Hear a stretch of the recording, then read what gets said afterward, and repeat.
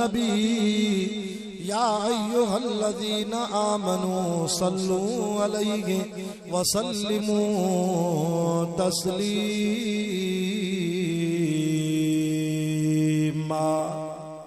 आशिक रसूल बा आवाज़ बुलंद मुझे हबीब करीम सल्लल्लाहु अलैहि वसल्लम जी ज़ात ते जागी करे ॾाढा दुरूद पाक पढ़ो त मजलिस अञा बरकत वारी थी।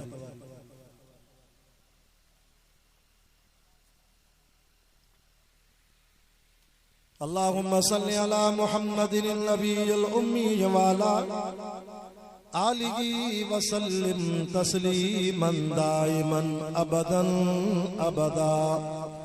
अफजल गे कुल जहां से घराना हुसैन का, सच्चा हुसैनी जो सुभान अल्लाह। मुखे मोहतरम जनाब बहु अब्दुल रज़ाक उजन साहब चयो त शाह साहब ता आखिर में अचजो, सैयद जी दुआ आखिर में थींदी। सुबह को वठी आलिमन जा दीदार क्या थव, बस आखिरी बयाना 5 बजे खां पोइ इंशाअल्लाह दुआ थींदी। दुआ जा हथ खणंदासीं त अल्लाह तव्हांखे सॼे ॾींहं जे क़ुरान जी मज़दूरी ॾींदो।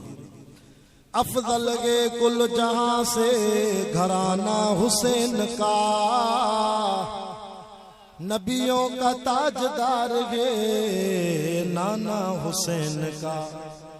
एक पल की थी हुकूमत करबला में यजीद की, सदियां हुसैन की है जमाना हुसैन का। निदा आती है अब भी करबला के जर्रा जर्रा से, हुसैन इब्ने अली जैसे नमाजी की जरूरत है। कटा कर गर्दने बतला गए करबला वाले कि कभी बातिल के आगे झुक नहीं सकते खुदा वाले। जिसकी हिम्मत पर अलीउल मुर्तजा को नाज था, उस नवासे पर मोहम्मद मुस्तफा को नाज था। यूं तो सजदा करने वाले बहुत के सारे बंदे, पर हुसैन इब्ने अली का और ही अंदाज था। अल्हम्दुलिल्लाह अज 5 जुलाई सन 2025 बमुताबिक 9 मुहर्रमुल हराम सन 1447 हिजरी, ये 24 सालानो अजीमुल शान जलसाए शुहदाए करबला कॉन्फ्रेंस मोहतरम जनाब उस्ताद अब्दुल रज़ाक उजन साहब ये असांजो प्यारो दोस्त सिंध बलोचिस्तान में जलसन में महबूब जी सना पढ़ण वारो मोहतरम जनाब बहु शेर अली उजन साहब जंजे बार बार राब्तन सां अवां जुमलाए जमात जी सिक भरी दावत दे इन बाबरकत महफिल में आखिर में अल्लाह ताला तां जी ज़ियारत नसीब कराई। मां गोट हाजी मोहम्मद कामिल उजन वारन के करमाबाद जे इलाके वारन के मुबारकबाद थो ॾियां जो ही तवां जो सालियानो जलसो अज करबला जे शहीदन जे रूह के ईसाल सवाब जो ज़रियो बणजी वियो। अल्लाह वटि जेकरे ये महफिल कबूल पवे त असां जे लाइ भी शफाअत जो ज़रियो बणजी वियो। मुंहिंजा दोस्तो, कुरान जा आशिको, दीन जा परवानो, सहाबा जो अहल बेत सां प्यारा, अहल बेत जो सहाबा सां प्यारा। जई जवान जी सुभाणे शहादत जो ॾींहुं, उन जो नालो भी मदीने वारे साईं पाण रखियो, हजरत इमाम हुसैन साईं सचो रज़ी अल्लाह ताला।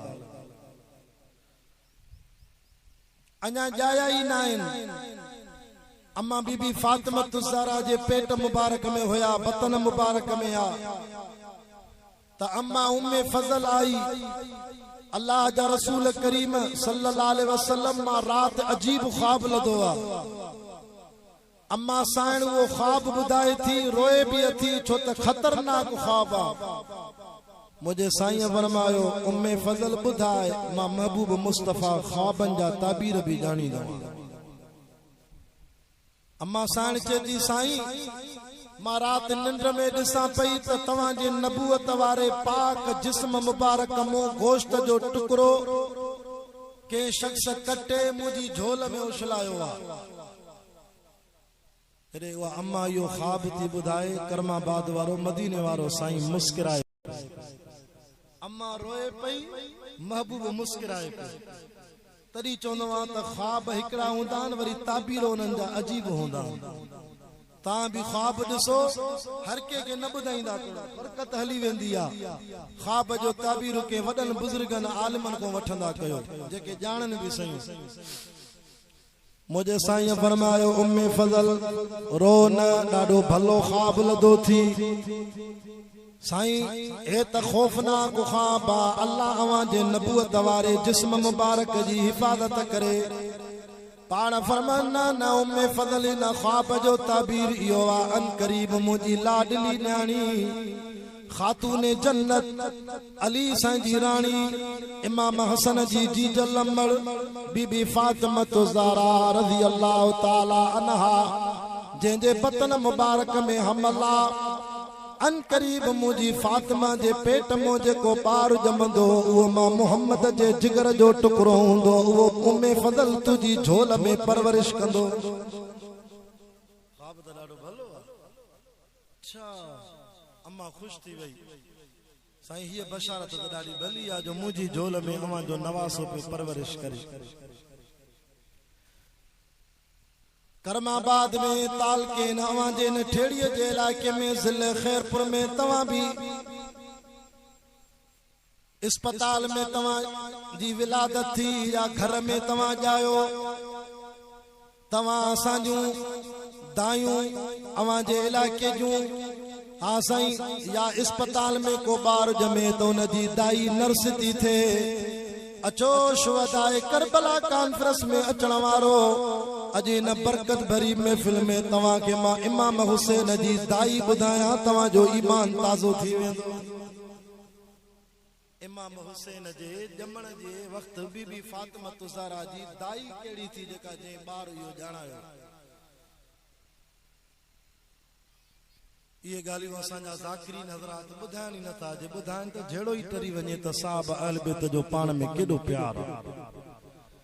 हजरत अली साईं आयो मदीने वारे साईं दे मुजा महबूब करीम तो सल्लल्लाहु अलैहि वसल्लम मुजा सोना साईं मशवरो दो मुजी घरवारी के सूर थ्यान बीबी फातिमा जे घर में बार जमण वारो आ। साईं दाई केड़ी वठी चा मदीने मो केड़ी दाई वठी चा। ए सन्नो 5 हिजरिया या 4 हिजरिया शाबान जी 5 तारीख इमाम हुसैन जे जमण जो टाइम मा अल्लाह जे रसूल करीम फरमायो अली तुजो शा मशवरो आ। हजरत अली दो चवे साईं मुजी दिल थी चाहे त अबू बकर सिद्दीक साईं जी घरवारी बीबी अस्मा बिनते उमैस साईं उनके वठी अचा जेका बीबी फातिमा ज़हरा जी खिदमत करे न बार जे जमण में सोने हुसैन जी दाई बणजे। यो प्यारा कने दुश्मनी आ नथा गलायो।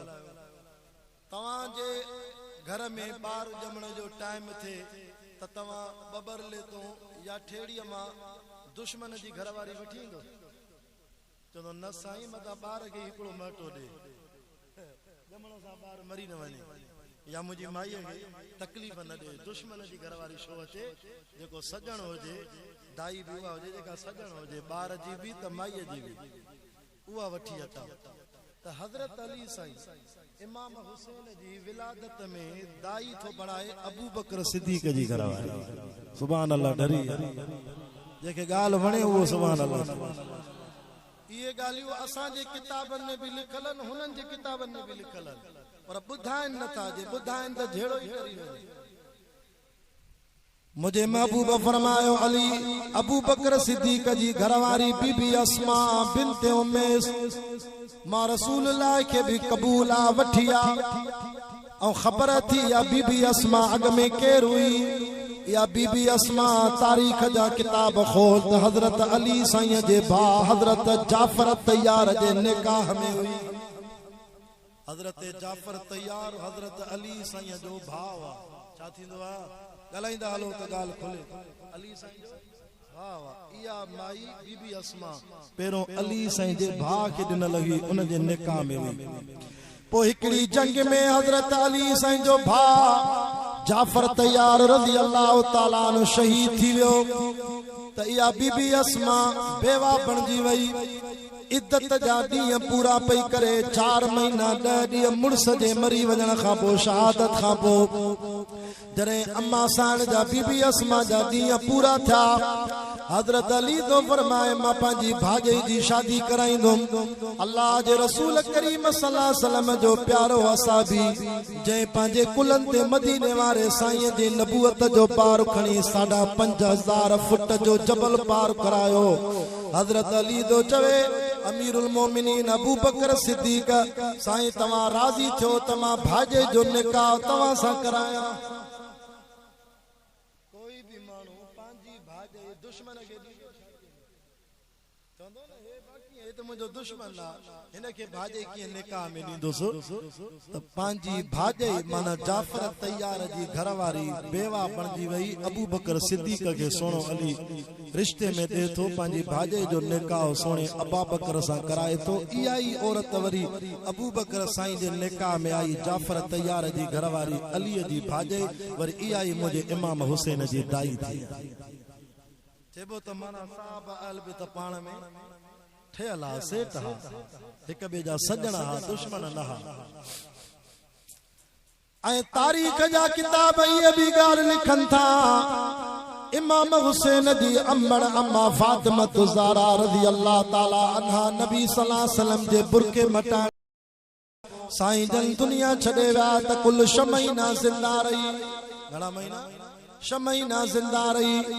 ऐं अम्मा फातिमा ज़हरा जो जी जॾहिं वफ़ात थी हजरत अली साईं सोच में पया ताणे पंहिंजी घरवारीअ जो सोने हुसैन जी अम्मड़ जो जनाज़े के गुस्ल जो टाइम आहे वरी बि मुंहिंजो सोनो अली न्यापो थो मोकिले काॾे अबू बकर सिद्दीक ॾे अमीरुल मोमिनीन मुंहिंजी दिलि थी चाहे तव्हां पंहिंजी घरवारी बीबी अस्मा खे चओ जेका असांजे घर जी दाई बि आहे इमाम हसन हुसैन जे ॼमण में मुंहिंजे घर जे फातिमा साईं जी दाई इहा बणी आहे चओसि त अचे असांजे घर मां अली जी राणी फातिमा जे जनाज़े खे तड़ कराए। दुश्मन जी घरवारी के को शख्स पंहिंजे घरवारी को तड़ न कराइंदो। अड़े चरिया इमाम हुसैन जी अम्मड़ फातिमा ज़हरा रज़ी अल्लाह अन्हा जे जनाज़े के तड़ुई अबू बकर जी घरवारी। ऐं हजरत अली साईं तो फरमाए त बीबी अस्मा मांखे चो सोना अली इजाजत दे रानी तुंहिंजी अम्मड़ हुसैन जी पर दिल थी चे त इन बीबी साईं के कफन मां अबू बकर जी घरवारी ॾियां। कफन ॾिनो आहे सिद्दीक जी घरवारी बीबी फातिमा खे। हाणे जॾहिं जनाज़ो तैयार थी वियो इमाम हुसैन जी अम्मड़ साईं जो जनाज़ो उन खातून जो जनाज़ो जेका सियारे जी रात में तहज्जुद जी नमाज में 7 सिपारा कुरान जा रोज रब साईं खे 1 रकात में ॿुधाई जेका जनरु हलाईंदी हुई कुरान पढ़ंदी हुई जेका पंहिंजे बाबे मोहम्मद रसूलुल्लाह सां मिलण ईंदी हुई त बाबो मोहम्मद रसूलुल्लाह सल्लल्लाहु अलैहि वसल्लम उथी बि इस्तक़बाल कंदा हा। पाण फरमाईंदी बाबा उथी छो था पियो त लोलाक जा सरदार हो न्याणीअ जी एॾी इज़त था कयो। पाण फरमायो ओ हुसैन जी अम्मड़ मां तुंहिंजी इज़त कीअं न कयां। माॾे जिब्रील आयो आहे मूंखे चई या रसूल अल्लाह महशर जे मैदान में बीबी आमिना भी बीठी हूंदी जंहिंजो ज़िक्र जंहिंजे नाले ते कुरान में सॼी सूरत आहे उहा पाक बीबी मरियम भी बीठी हूंदी बीबी आसिया भी बीठी हूंदी सॼी नबियनि जूं अमड़ियूं बीठी हूंदियूं। अल्लाह चवंदो परे थियो जन्नत में पहिरों कदम हुसैन जी अम्मड़ अम्मा फातिमा जा लॻंदा पोइ ॿी का औरत जन्नत में वेंदी। नबियनि जूं अमड़ियूं भी पोइ जन्नत में वेंदियूं अवल जन्नत में इमाम हुसैन जी अम्मड़। मां सोनो नबी तुझे ला कीअं नबी इस्तक़बाल कयां हीअं कुलनि तो चादर बीबी फातिमा के नबी से पंहिंजी चादर ते विहारींदा हा एॾो न्याणीअ जो अदब कंदा चो न सुभान अल्लाह। आने जनाजे जो टाइम बा हजरत अली साईं दो फरमाए उन जनाजे में अबू बकर भी मौजूद, सोनो उमर भी मौजूद, उस्मान साईं भी मौजूद, अली साईं भी मौजूद, नरड़ा मासूम शहजादा भी मौजूद। हजरत अली साईं के अबू बकर सिद्दीक साईं पान तो फरमाए अली बीबी फातिमा साईं जो जनाजो पढ़ाए। हजरत अली तो चे न साईं मां रसूलुल्लाह जी जुबान मो ये लफ्ज बुदान मा यंबगी लिकौमिन जै भी उम्मत में जै कौम में अबा बकर सिद्दीक मौजूद हो दे तबे के मुसल्ले ते बीहण जो हक ही ना है। नारे तकबीर, शान मुहम्मद मुस्तफा, शान सिद्दीक अकबर, शान अली मुर्तजा, तोजो हुसैन मोजो हुसैन, वाह हुसैन वाह हुसैन वाह हुसैन। अब यो प्यार कन दुश्मनी कोई भी मानू पांजी घरवारी जो जनाज़ो दुश्मन चेबो त अली के पांजो यार अबू बकर प्यारो तेस तो मुझी घरवारी जो जनाज़ो भी तू पढ़ाए सुने हुसैन जी उम्र छो तमा अली डिठो त 17 नमाजूं नबी साईं जे हुंदे जीअरे अबू बकर तू हुजूर साईं जे हुंदे मुसल्ले ते पढ़ायो। मदीने में मां तुझे कड नमाज पढ़दो आ त जनाज़ नमाज भी सोना अबू बकर तू पढ़ाए। आई इयो ही मुझो सोनो अली जरे बीबी फातिमा सा शादी पियो करे हजरत अली साईं जो निकाह पियो थे। अल्लाह जे रसूल करीम फरमायो अली तुझे निकाह जो वकील भी मां, अली तुझे निकाह में न्याणी भी तोखे मां मोहम्मद थो ॾियां। हज़ारे साहबा वेठान जेके तोखे वणन उहे ॿुधाए त मां तुझे निकाह जा शाहिद गवाह कया। यारो तू असा जी शादी थी एक वकील बशाहिद। हजरत अली दो फरमाए या रसूल अल्लाह मुझी दिल थी चाहे त बीबी फातिमा जी न शादी में साईं मुझा जेके गवाह बणजल मां अली जे शादी जे निकाह जा गवाह उहे बयार वठी वञो जिन मूंखे सलाह ॾिनी त अली निकाह करे त बीबी फातिमा सां कजाए। अली उहे केड़ा गवाह आहिनि साईं हिकु अबू बकर साईं ॿियो उमर साईं तोखे नथा वणन पर अली के वणन था। तॾहिं मां चवंदो असां सिद्दीकी असां फारूकी असां ओस्मानी हथ मथे करे जो असां हैदरी असां जो अकीदो आहे जेको मुर्शिद सोने अली के न मञे उन जे मुंह में लख लानत हुजे। ए सैयद हबीबुल्लाह शाह बुखारी को मोती वठी वन कमी गई। नंबर पहिरों जुमलो दिल जी पट्टी ते लिखी छॾिया। ही जुमला मौलाना अब्दुल शकूर दीनपुरी रहमतुल्लाह अलैह भी चवंदो अरे अबू बकर सिद्दीक जो दुश्मन न थी जाए जे अबू बकर जो दुश्मन थींदे त पोइ अल्लाह तोखो मदीने वारे साईं जो साओ रोज़ो खसे छॾींदे। मां अॻे साल हज ते वियो 40 लख हाजी असां सां गॾु हा के अहिड़ा बदबख्त भी असां सां गॾु हज में हुया जिन असां सां गॾु हज भी पढ़ियो मदीने में रहिया भी पर 10 ॾींहं असां मदीने में रहियासीं नबी जे रोज़े ते न विया।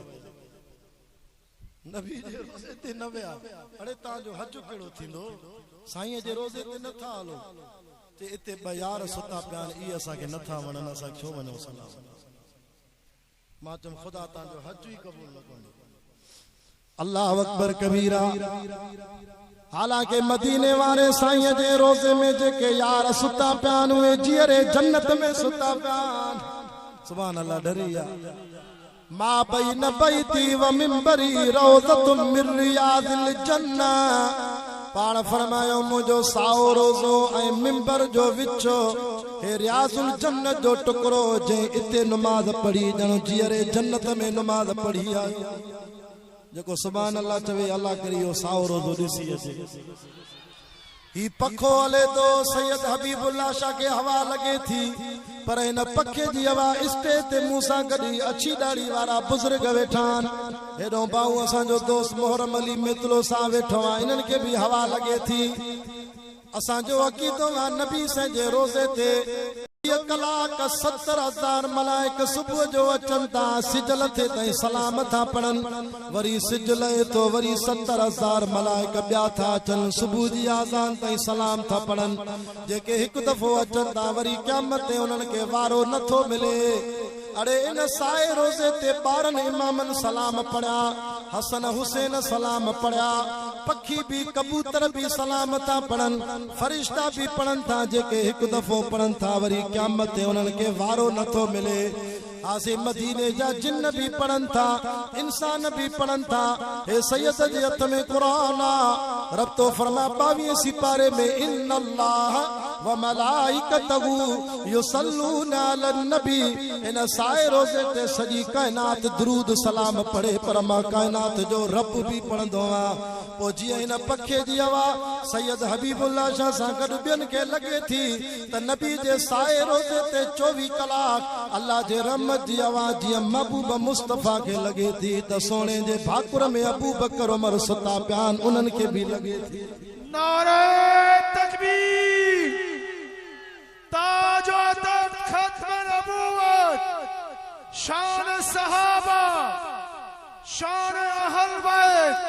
मां साईं खे दुआ थो कयां, अल्लाह कंदो शहीद अल्लामा ख़ालिद महमूद रहमतुल्लाह अलैह जे पोयों नारा हणंदो तव्हांजे इलाइक़े वारी जमात खे जन्नत में वठी वेंदो। आमीन कर त सैयद जी दुआ लॻेसि।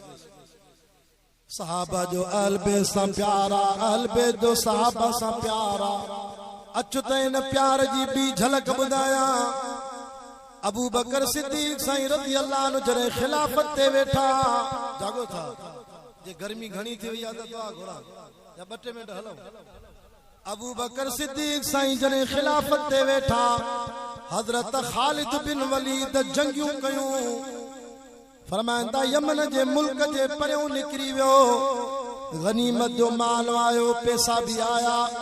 हिकड़ी बादशाह जी चादर आई, अबू बकर सिद्दीक़ साईं दे गनीमत जे माल दे। सिद्दीक़ साईं मदीने में माल विरायो। बादशाह जी चादर खूबसूरत वॾी महांगी चादर, साहबा ॾिसनि था त सोणो अली ओ सोणो अबू बकर या चादर कंहिंखे तो तोहफ़े में ॾे। अबू बकर साईं हेॾे बि निहारियो, हेॾे बि निहारियो। पाण फरमायो सोणा अली जी साईं पंहिंजे शहज़ादे खे त वठी आ। केर थो चवे अबू बकर, कंहिंखे थो चवे अली साईं त केर वठी आ?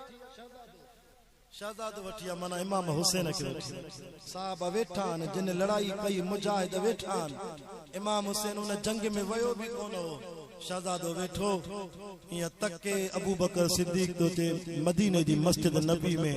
सहाबियो हीअ चादर आई आहे गनीमत जे माल में, तव्हां सभु राज़ी आयो? मां अबू बकर जी दिल थी चाहे जन्नत जे शहज़ादे इमाम हुसैन खे तोहफ़े में ॾियां। इहो प्यार आहे। हालांकि उन वक्त 11 लाख मुरबा मील जो हाकिम अबू बकर सिद्दीक़ पुट भी अथसि। अब्दुर्रहमान के नथो दे चादर त मां बादशाह मां पंहिंजे पुट खे ॾियां न। अबू बकर तो चे उन जवान खे ॾींदो, मोहम्मद कुलन ते खणी मदीने जी घिटिन में घुमाईंदो। वरी हज़रत उमर साईं जो ज़मानो आयो। हज़रत उमर साईं जे ज़माने में गनीमत जे माल में वरी शहज़ादियूं आयूं, बादशाह जूं न्याणियूं आयूं, खूबसूरत छोकरियूं, पैसा भी आया गनीमत जे माल जा। हज़रत उमर साईं भी माल विराए पयो। हज़रत उमर साईं रज़ी अल्लाह ताला अन्हु विराईंदड़ सहाबीअ खे जो ख़बरदार हर साहबीअ खे 500 दिरहम ॾिजांइ, पर जॾहिं अलीअ जा शहज़ादा हसन हुसैन अचनि त उन्हनि खे 500 न ॾिजांइ, उन्हनि खे 1000 दिरहम ॾिजांइ।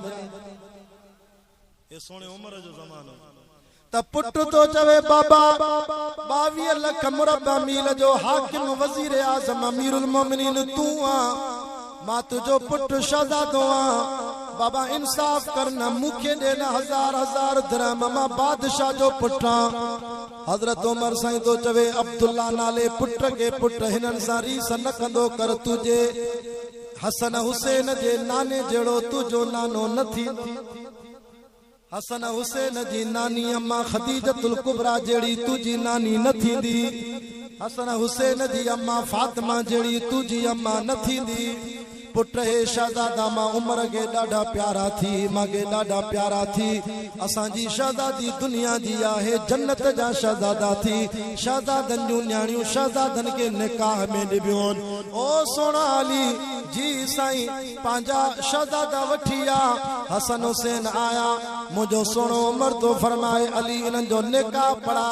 एक उम्मे कज़मानू छोकरी बादशाह जी धीअ खूबसूरत इमाम हसन के दे निकाह में भी उम्मे शेरबानू गनीमत जे माल में आई आ सोनी छोकरी आ शादी में निकाह में सोने हुसैन के दे हजरत अली निकाह भी तू पढ़ाए हेरे तक जाए अली साईं के पांजो यार उमर केडो प्यारो आ अली जा लफ्ज़ बुध ईमान ताज़ो थी वेंदई चे तो अमीरुल मोमिनीन फारूक आजम मां मदीने में जुमे नमाज तुझे कढ पढ़दो आ फजर ज़ोर असर मगरिब इशा 5 वक्त नमाज मदीने जी मस्जिद नबी में तुझे कढ पढ़दो आ सोना मुझी दिल थी चाहे त तू मुझो अमीरुल मोमिनीन आ त मुझे पुट हसन हुसैन जा निकाह भी तू पाण पढ़ा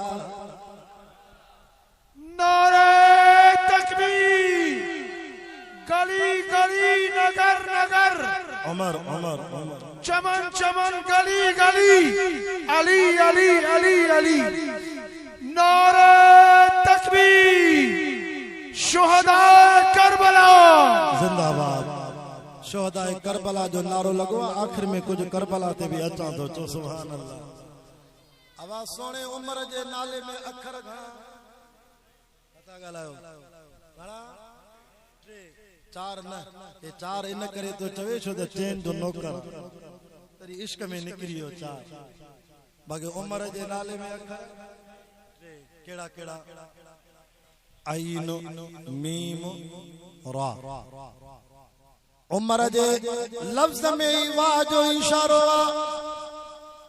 उलमा किताबन में लिखंदा त उमर जो आइन तो चवे त उमर तू पाण ना आयो आ उमर जो आइन जो मीम ट्यो रा उमर जो आइन तो चवे त उमर तुजी चूंड मुर्शिद अली कया उमर तुजो इंतखाब अली कयो आ साईं अली कीअं चूंड कई किताब लिखंदा त हज़रत अली साईं जी हिकड़ी न्याणीअ जो नालो जेका बीबी फातिमा जे पेट मोजाई जंहिंजो नालो उम्मे कलसूम आ जेका इमाम हसन हुसैन जी सकी भेण आहे सुभान अल्लाह हसन हुसैन भेण आहे हज़रत उमर साईं जने इहा हदीस ॿुधी नबी साईं जी ज़ुबान मो त क़यामत जो ॾींहुं थींदो अल्लाह वटि कंहिंखे बि हसब नसब कम न ईंदो अल्लाह वटि कंहिंखे कंहिंजो हसब नसब न छॾाईंदो इल्ला नसबी मगर मदीने वारो साईं तो चे जेकॾहिं मुंहिंजे खानदान सां को रिश्तो हूंदो मन कुझु न कुझु शफ़ात मिली पवंदी ॿियनि जा हसब नसब न छॾाईंदा जॾहिं नबी साईं इहा हदीस बयान कई त सोणो उमर रोई वेठो हजरत अली दे नापो के ओ मुझा सोना अली मां उमर के आखिरत जो डाडो भव तो ते अल्लाह साईं वट मुझो हिसाब किताब थे मता मां उमर अल्लाह वट हिसाब किताब न दई सगा सोना उमर सोना अली मुझी दिल थी चाहे त तो वट न्याणी वेठी आ उम्मे कलसूम या निकाह में मां उमर साईं के दे त तुझे घर सां रिश्तो कया या उम्मे कलसूम बीबी फातिमा जी न्याणी आ बीबी फातिमा मिठे मोहम्मद जी न्याणी आ पो मां तां जे रिश्तेदारी जे करे मन अल्लाह वट नबी साईं जी मां मुर्स थींदो मास हुजूर साईं जी पोटी थी डोटी थींदी छो त न्याणी मुस्तफा जे न्याणी जी न्याणी आ मन मुंहिंजी घरवारी थे या उम्मे कलसूम मां उमर के क़यामत ॾींहुं अल्लाह वटि सिफारिश करे जन्नत त वठी ॾींदी अल्लाह जो खौफ हजरत उमर तो जे मुखे शादी जो कोई शौक न हो माके गंज घरवारियूं पर अली साईं सां शादी जो रिश्तो इन करे जोड़ियो मन अली जी न्याणी बीबी फातिमा जी न्याणी आ क़यामत ॾींहुं हुजूर साईं जी हदीस आ त मुंहिंजो रिश्तेदारी कुझु न कुझु सिफारिश कंदी मन अल्लाह वटि सिफारिश करे खुदा जो खौफ त सोने उमर के हजरत अली तो जे मां चूंड करे पंहिंजी न्याणी उमर के ॾिनी आ अड़े केॾो पाण में प्यार अथनि अली त मुंहिंजे उमर जो सोरो थी सुभान अल्लाह दा कर अली उमर के तो ॻाल्हाए जेको अली साईं जो ॼाटो आ उन इमाम हुसैन साईं है जो रिश्तो त ॾिस इमाम हुसैन हसन अली साईं जा साला थी उमर साईं जा साला थी उमर साईं जा साला थी ऐं उमर जो मीम तो चवे उमर तू पाण न आयो आ तुझो इंतखाब मिठे मोहम्मद रसूलुल्लाह बैतुल्लाह जे गिलाफ के पकड़े कयो आ या अल्लाह बिनी मो हिकड़ो तडे या खत्ताब जो पुट उमर दे या हशाम जो पुट अमर दे। रब फरमायो सोना दुआ तू घुरिया चूंड मां अर्श वारे रब पाण कया। उमर जी दिल पाका मां रब सुबह दुआ घुरी थी उमर शाम जो मुरीद करे थो जाए। अबू जहल जी दिल पलीता वो न थो जाए चूंड मां अल्लाह जिया। तॾहिं त हाजी इमदादुल्ला चवंदो आहे न जेके की न घुरे सो की न वरे तोड़े गौस नबी तलकी न करे। भला कलमो अबू जहल कीअं भरे जेके पाण करे गुमराग भी तू मिठा मालिक तू ऐं खालिक तू माबूद भी तू अल्लाह भी तू मोहताज पैगंबर पीर सभई ऐं बारी बेपरवाह भी तू। उमर में अखर उमर जो ऐन तो चवे त उमर जी चूंड अली साईं तॾहिं त पंहिंजी न्याणी ॾिनई से निकाह में। उमर जो मीम तो चवे त उमर जी चूंड मिठे मोहम्मद सल्लल्लाहु अलैहि वसल्लम टियों अखर कहिड़ो आहे रा रा रा रे। उमर जी राह थी चवे त उमर तू पाण न आयो आहे दीन इस्लाम में तुझी चूंड रब्बुल आलमीन कया। राम मुराद रब्बुल आलमीन के चूंड कई। हाणे जेको मजलिस में सोने उमर के गारियूं थो दे वो उमर के गारियूं न थो दे वो अल्लाह के तो गारियूं तो त नबी साईं छोरे जो त माके उमर दे। नबी साईं जो अल्लाह ब सरदार थी पर जेके तोखे वणन वो चूंडे थी। अल्लाह तो फरमा उमर मां चूंडियो आ। सजी दुनिया अल्लाह अकबर पंहिंजे यार जी जुदाई ते रोवंदी आ पर उमर वो जवान आ जंहिंजी जुदाई ते मोहम्मद जो इस्लाम भी रोए पियो।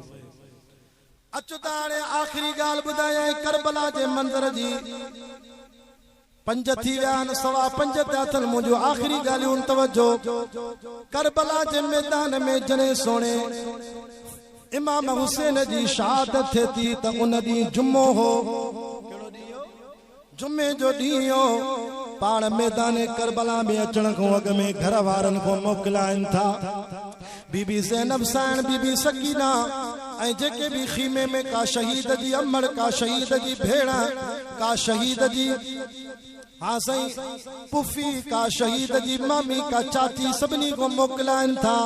इमाम आली मकाम सुबह जो 10 बजे करबला में पंहिंजे बच्चन के खुतबो ॾिनो। इमाम ज़ैनुल आबिदीन के फरमाए तू बीमार आ बीमार ते जिहाद माफा। अल्लाह कुरान में चवा लईसा अलल आमा हरजुन वला अलल आरज हरजुन वला अलल मरीज हरज। नाबीने ते जिहाद फर्द कोने जंगन को माजूर जे जिहाद फर्द नाए बीमार जे जिहाद फर्द नाए। अल्लाह से तो के इन करे बीमार कयो जे मुझे महबूब मुस्तफा जी न्याणी बीबी फातिमा जो खानदान इन सैयद इमाम ज़ैनुल आबिदीन जे जरिए मां अल्लाह क़यामत ताईं हलाया। जे हिकड़ो भी सैयद न बचो अॼु के ही न वजे। यो इमाम ज़ैनुल आबिदीन जिन खानदान में अल्लाह नबी साईं जो खानदान हलायो अम्मा फातिमा जे खानदान में पाण चवंदा मां वञा थो शहादत जो मज़ो वठण मुझे जिस्म ते मुझे लाश ते हाय घोड़ा न कजो सीने के धक न जो सब्र कजो छो ए सैयद हबीबुल्लाह शाह को मोती वठी वन कुरान जो मुतालो था कयूं त सब्र कूड़न कयो आ सचन सब्र सचन कयो आ मातम कूड़न कयो आ हाय घोड़ा जेका कई आ हमेशा कूड़न कई आ। मां खुतबे में आयत पढ़ी वजाऊ अबाहुम इशा यबकून जेके कुरान वणे हथ मथे करे जो सुभान अल्लाह। कुरान तो फरमाए यूसुफ अलैहिस्सलाम वटि हजरत याकूब अलैहिस्सलाम वटि यूसुफ जा भाइर आया। उहे भाइर जिन पंहिंजे भाव के खूह में उछले आया पो हजरत यूसुफ जी कमीस लाए कूड़ी रत वरी पंहिंजे कुराड़े पीउ ॾे खणी आया कूड़ी रत। हालांकि यूसुफ के काथे उछलाया खूह में उछलाया भाजी कमीस लाए कूड़ी रत हणी आया।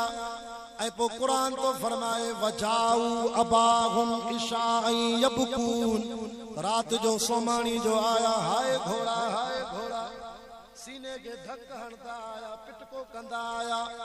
जिन कूड़ हयो जिन जुल्म कयो मालूम थो त मातम ज़ालिम कंदो आ साबिरीन बानो मातम न कंदो आहे उन्हनि मातम कूड़नि शुरू कयो आहे सचो मातम न कंदो आहे सचो माण्हू साबिरी न हूंदो आहे सब्र नबियनि जी आदत आहे हे जो रोईंदा आया त क़ालू या अबाना इन्ना ज़हबना नस्तबिक़ु व तरकना यूसुफ इंद मताइना ओ अब्बा ज़ुल्म थी वियो छा थियो जे पंहिंजे भाउ यूसुफ खे सामान ते पहरेदार करे विहारियोसीं असां झंग में लही पियासीं फ़अकलहु ज़ीब आयो जो बगड़ असांजे भाउ यूसुफ खे फाड़े चकु हणी मारे शहीद करे छॾेसि पर बाबा वमा अंत बिमुमिन लना असां आयूं मोमिन पर तूं असांखे न मञींदे हे भी चवनि था असां पक्का मोमिन आहियूं पर मञींदो तव्हां न मोमिन आहियूं ई असां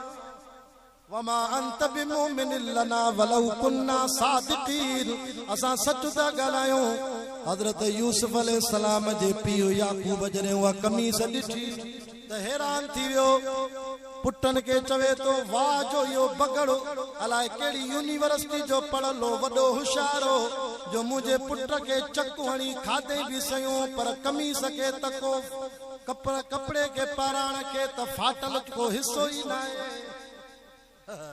इहो बगड़ जो मुंहिंजे पुट खे खाइयो पर कमीस कोन्हे को फाटल ई न आहे कमीस त सॼी सही बीठी आहे या त इहो बगड़ एॾो होशियारो जो पहिरों मुंहिंजे पुट जी कमीस लाथई पोइ वरी मुंहिंजे पुट खे क़तल कयईं खाधई पोइ वरी उहा रत खणी बगड़ मुंहिंजे पुट जी कमीस खे हई हिते पुट कंधो हेठि करे बीह रहिया समझी विया त ॻाल्हि त सॼी ज़ाहिर थी थिए हाय घोड़ा भी क्यों था पिटको भी क्यों था कम भी सजो गलत क्यों थव हजरत यूसुफ अलैहिस्सलाम जे बाबे छा चयो फरमाए फअकलहु ज़ीब वमा अंत बिमुमिन लना वलौ कुन्ना सादिकीन कुरान भी चे तो वजाऊ अला कमीसिही बिदमिन कज़िबिन या सच्ची रत नहीं कूड़ी रत कुरान सच्चो हाथ मथे करे केड़ी रत हुई कूड़ी रत हुई मोमिनो अल्लाह जी राह में सच्ची रत कढाईंदो आहे असां जा परवाना कूड़ी रत कढाईंदा ई हां सही हे कूड़ी रत हणी आया वजाऊ अला कमीसिही बिदमिन कज़िब अल्लाह जो नबी तो चे काल बल सवलत लकुम अनफुसुकुम अमरा समझी वियो ता जे नफ्स कमीने ता के इहो समझावा बस मां सॼी ॻाल्हि समझां थो हाणे मां नबीअ जो कम छा आहे फसब्रुन जमील जमील हथ मथे करे जो असां भी अल्लाह जी रज़ा ते सब्र कंदा सब्र नबियन जी आदत आहे इमाम अली मकाम मैदान करबला में आयो आखिरी ॻाल्हि तवजो 5:15 थी विया मनो कलाक थी वियो मुंहिंजे बयान खे इमाम अली मकाम आखिर में छा चयो ओ जुमे जो ॾींहुं आहे जुमे जो ॾींहुं चाचो को सफ़ा आशिक आहे चए थो 6 बजे ताईं हलो असां गर्मी में वठी विया हिनखे कहिड़ी ख़बर त वाइज़ करण को सोलो न आहे अल्लाह अकबर हजरत यूसुफ अलैहिस्सलाम जी ॻाल्हि पूरी थी हाणे इमाम हुसैन जो मंज़र थो ॿुधायां 2 मुहर्रम जुमे जो ॾींहुं इमाम अली मकाम चयो ओ ज़ालिमो मदीने जा मुसलमान जुमे नमाज की तैयारी कंदा हूंदा अज मां हुसैन जिंदगी में करे जुमो न वञायो आहे अज मां कंहिंखे जुमे नमाज पढ़ाया कंहिंखे खुतबो ॾियां अज मुंहिंजी जमात तां क़त्ल करे शहीद करे छॾी अज मां अकेलो आहियां अकेलो जुमो न थींदो आहे पर जे अञा भी तव्हांखे मोहलत ॾियां थो इस्तग़फार कयो माफ़ी वठो तौबा कयो यज़ीदी ये हथ ते बैयत छड़े करे अज मुझे हथ ते बैयत क्यों तमा करबला में ताके जुमो पढ़ाया कसम थी अल्लाह जो पांजे दिल ते हथ रखो तू पांजे पीउ जे कातिल के पुट जे कातिल के चंदे त हलिया जुमे नमाज गंजी पढ़ो तू चंदे बस गोली ही कणा केडो तो मुजो इमाम हुसैन साबरी ना शहीदन जा जनाजा बयान पो भी चे तो खैर नमाज नाने मोहम्मद जी अचो त गंजी पढ़ो पर हुनन ज़ालिमन को अल्लाह नमाज खसे छे असा न पढ़दा के तू भी किए नमाज पढ़ दे पानी को नहीं वुजू के कंदे के पानी न मिले तो न मिले कुरान में मुझे नाने नबी के अल्लाह चवा फलम तजिदु मान फतयम्ममु सईदा मिट्टी पाका मा करबला जी मिट्टी सा तयम करे भी नमाज पढ़ असा आयू हैदरी पर चाय जे कोप ते नमाज वई यारन जी महफिल में नमाज वई, शादिन में प्रोग्रामन में सजो दी मोबाइल ते वेठो आ नमाज वई। खुदा जो कसम आ सच्चो हुसैनी उहा जेको नमाज न विञाईंदो आहे। करबला में इमाम हुसैन हिकड़ी नमाज भी न विञाई। आसमान दे तके बदुआ तो करे या अल्लाह जिन मुखों जमात खसे छड़ी अज मां अकेलो नमाज तो पढ़ा या अल्लाह इनन बदबख्तन के कदी जमात नसीब न कराई जाए। वरी बी बदवा केड़ी कई इमाम हुसैन मुजा अल्लाह मां मदीने में होंदो आ त ॾींहं रात में हिकड़ो खत्म कुरान जो कढंदो। इमाम हुसैन उहा शख्सियत जो ॾींहं रात में रोज खत्म कर दो कुरान जो। असा त रमजान में पढ़दाऊं वरी दोरी न कंदाऊं, असा हाफिज़न जो हाल इहो आ। पर इमाम हुसैन रोज खत्म कर दो। कीअं न खत्म कंदे? इमाम हुसैन जी तरबियत भी त उन बाबे मुर्शिद अली कई जेको 7 कलाकनि में मजदूरी ते वेंदो हो, सॼो कुरान पढ़ी वेंदो। इमाम हुसैन तो चे मुजा अल्लाह मां 2 मुहर्रम ते करबला में पहुतो आ त मांखे इन्हन ज़ालिमन जी लड़ाई जे करे खत्म कुरान जो न कढी सघियो आ। जिन माखो कुरान जो खत्म खसियो, रब हिनन के कडी कुरान सीने में नसीब न कराई, हिनन के कुरान जो खत्म नसीब न कराई जाए। अज दिसो करमाबाद वारो अल्हम्दुलिल्लाह केंजे सीने में कुरान आ, केड़ी जमात के रमजान में मस्जिद में कुरान नसीब। इमाम हुसैन जी दुआ के लगी, बदुआ के लगी। ता पाण सोचे इम्तिहान वठो। अल्हम्दुलिल्लाह असा जी जमियत उलमा इस्लाम जे मदरसन जो बंदिन जे मदरसन मो असा के मुखे पाण के खानपुर में शिकारपुर जे बरसा 2 मदरसान असा जे मदरसन जी ता रिपोर्ट वठो। विफाकुल मदारिस जे तरफों लिखल आ त जो बंदिन जे मदरसे मो हर साल लख को मथे कुरान जा हाफिज था निकल। नारे तकबीर, शान मुस्तफा, शान कुरान, उलमाए हक, उलमाए देवबंद। रुगो हाफिजन इमाम हुसैन जी अम्मा फातिमा हाफिजानी ही ता विफाकुल मदारिस जी रिपोर्ट दिसो अज भी मां रिसाले में मौजूद आ। मुल्क पाकिस्तान में हर साल 70-70 हज़ार न्याणियों भी कुरान जो हाफिजानी देवबंद जे मदरसे में। असा सैयदन पटको ही न करे पातो। असा जो मुर्शिद अली पिटके वारो न हो चो पटके वारो। असा दाढ़ी न करे रखी आहे, ठान बुजुर्ग दाढ़ी न करे रखी आ। करबला जे मैदान में जेको जवान शहीद थियो इमाम हुसैन साईं, उन जे चेहरे में पंहिंजे नाने मोहम्मद जी सुन्नत दाढ़ी मुबारक सीने ताईं चमके। ए पटको, ए दाढ़ी, ए सैयद जे सीने में कुरान। खुदा जो कसम इहो ई त असांखे ॾाजे में मिलियो।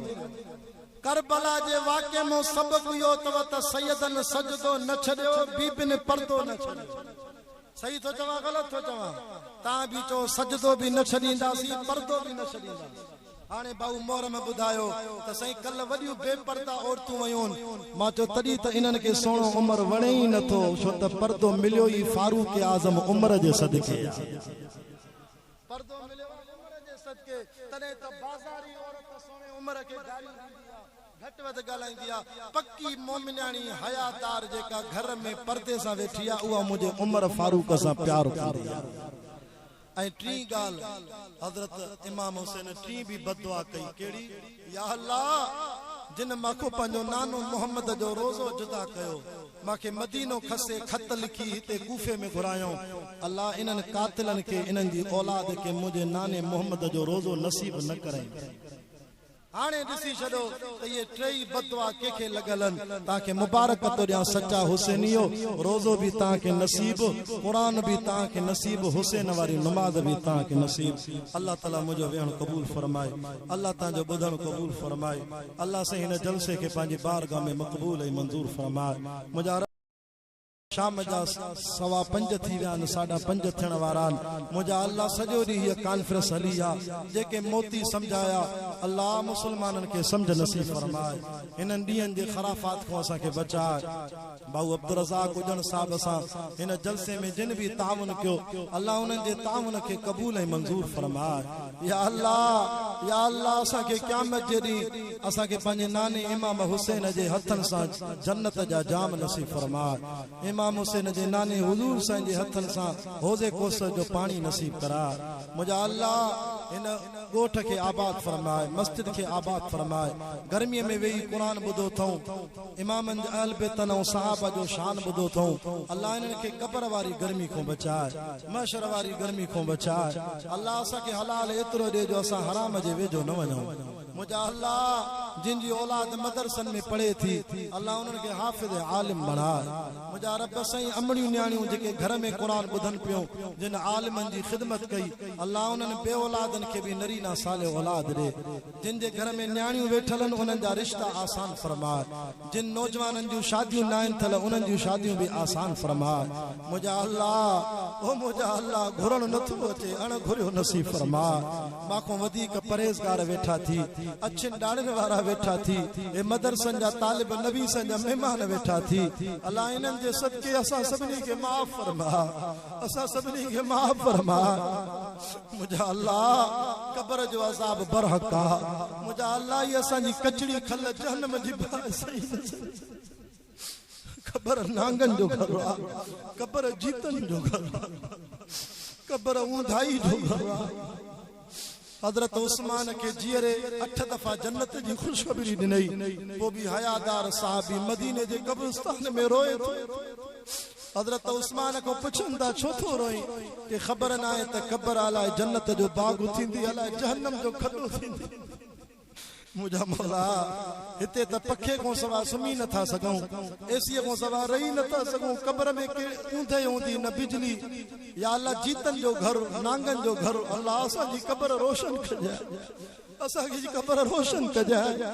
असांखे महशर में उथारे बि असांजा चेहरा बब मुंहं न कजाए। असांखे पंहिंजे इमाम हुसैन जे नाने मोहम्मद जे शफ़ात वारे झंडे जे हेठो जगह या अल्लाह, या अल्लाह मौत ॾाढो ॾुखियो आ, सकरात ॾाढी ॾुखी आ।